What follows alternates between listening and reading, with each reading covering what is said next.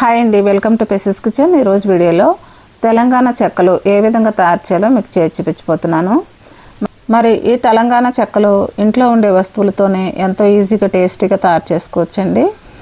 మరి ఈ తెలంగాణ చెక్కలు ఎంతో క్రిస్పీగా కరకరలాడుతూ చాలా టేస్టీగా ఉంటాయండి. మరి ఈ తెలంగాణ చెక్కలు ఏ విధంగా తయారు చేయాలో దాని ప్రాసెస్ ఏంటి వీడియోలోకి వెళ్ళి చూసేయండి. ముందుగా ఒక వెడల్పాటి పళ్ళెం తీసుకొని 1 కేజీ వరకు బియ్యం పిండి వేసుకోవాలి. నేనైతే బయట స్టోర్లో కొన్న పొడి బియ్యం పిండిని తీసుకున్నానండి.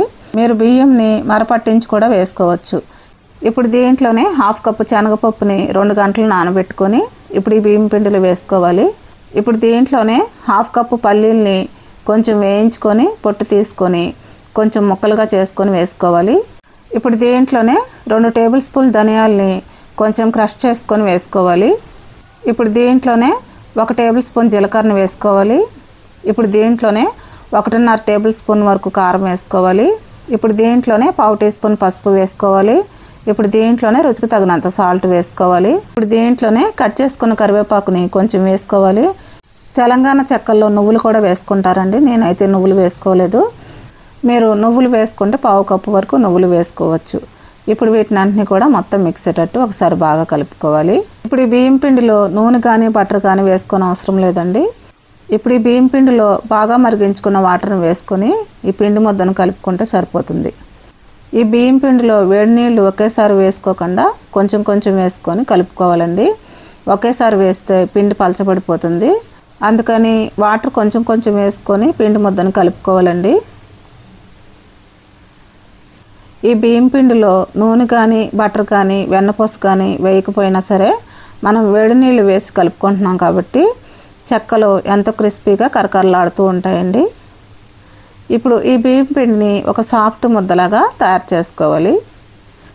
ఈ బియ్యం పిండి ముద్ద మరీ గట్టిగా కాకుండా మరీ మెత్తగా కాకుండా సాఫ్ట్గా తయారు చేసుకోవాలండి. చూసారు కదా, ఈ విధంగా మెత్తగా ఉండాలండి. ఇప్పుడు మనం చెక్కలు తయారు చేసుకోవడానికి ఈ పిండి ముద్దని చిన్న చిన్న బాల్స్ లాగా ఈ పిండి ముద్దని తయారు చేసుకోవాలండి. ఈ పిండి ముద్దని బాల్స్ అన్నీ కూడా ఈ సైజులో తయారు చేసుకోవాలండి. ఈ తెలంగాణ చెక్కలు కొంచెం పెద్ద సైజులోనే ఉంటాయండి. ఇప్పుడు ఈ విధంగా చెక్కలు తయారు చేసుకోవడానికి కొన్ని బాల్స్ని తయారు చేసుకొని పక్కన పెట్టేసుకుందాం. ఇప్పుడు ఒక పూరీ ప్రెస్ తీసుకొని దీని మీద బటర్ పేపర్ వేసుకొని కొంచెం ఆయిల్ అప్లై చేసుకోవాలి. ఇప్పుడు మనం తయారు చేసుకున్న ఈ పిండి ముద్ద బాల్ని ఈ పూరీ ప్రెస్ మీద పెట్టుకొని గట్టిగా ప్రెస్ చేసుకోవాలండి. ఇప్పుడు ఈ విధంగా గట్టిగా ప్రెస్ చేసుకుంటే చెక్కలు బాగా పలచగా వస్తాయండి. ఇప్పుడు ఈ విధంగా మొత్తం చెక్కలన్నీ కూడా ఈ విధంగానే చెక్కలన్నీ కూడా పూరీ ప్రెస్ మీద ఈజీగా చేసేసుకోవచ్చండి. చూసారు కదా ఎంత పలచగా వచ్చిందో.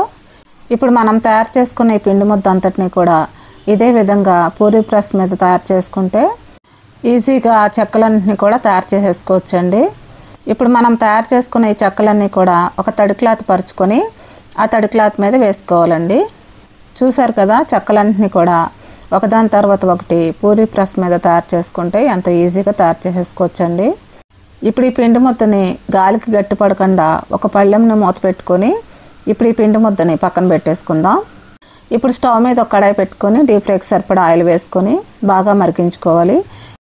ఇప్పుడు మనం తయారు చేసుకునే చెక్కల్ని ఇప్పుడు ఈ మరిగించుకున్న ఆయిల్లో ఒకదాని తర్వాత ఒకటి వేసుకోవాలండి. ఇప్పుడు ఈ చెక్కలు వేసిన తర్వాత మంటని మీడియం ఫ్లేమ్లోకి మార్చుకొని చెక్కల్ని డీప్ ఫ్రై చేసుకోవాలండి. ఈ చెక్కల్ని 2 వైపులా తిప్పుకుంటూ డీప్ ఫ్రై చేసుకోవాలండి. ఇప్పుడు ఈ చెక్కల్ని లైట్ గోల్డెన్ బ్రౌన్ కలర్ వచ్చేంత వరకు మీడియం ఫ్లేమ్లో డీప్ ఫ్రై చేసుకోవాలండి.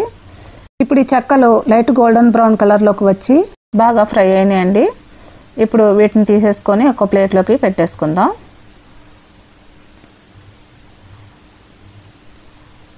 చూసారు కదా ఎంత బాగా వచ్చినాయో. ఇదే విధంగా మిగిలి ఉన్న చెక్కలను కూడా ఈ ఆయిల్లోని ఒకదాని తర్వాత ఒకటి వేసుకొని డీప్ ఫ్రై చేసుకోవాలండి. ఇప్పుడు ఈ చెక్కల్ని లైట్ గోల్డెన్ బ్రౌన్ కలర్ వచ్చేంత వరకు మీడియం ఫ్లేమ్లోని డీప్ ఫ్రై చేసుకోవాలండి. ఇప్పుడు ఈ చెక్కలు లైట్ గోల్డెన్ బ్రౌన్ కలర్లోకి వచ్చి బాగా ఫ్రై అయినాయండి. ఇప్పుడు ఈ చెక్కల్ని కూడా ఒక ప్లేట్లోకి తీసేసుకుందాం. అంతేనండి, తెలంగాణ చెక్కలు రెడీ అయిపోయినాయి. మరి ఎంతో ఈజీగా టేస్టీగా ఈ తెలంగాణ చెక్కల్ని తయారు చేయడం చూసారు కదా. మరి తెలంగాణ చెక్కలు ఎంతో క్రిస్పీగా కరకరలాడుతూ ఎంతో టేస్టీగా ఉంటాయండి. మరి ఎంతో టేస్టీగా ఉండే ఈ తెలంగాణ చెక్కలు మీరు కూడా ఇంట్లో ప్రిపేర్ చేసుకొని ఏ విధంగా వచ్చిందో నాకు కమెంట్ చేయండి.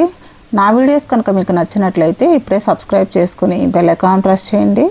మీ ఫ్రెండ్స్కి రిలేటివ్స్కి షేర్ చేయండి. Thanks for watching.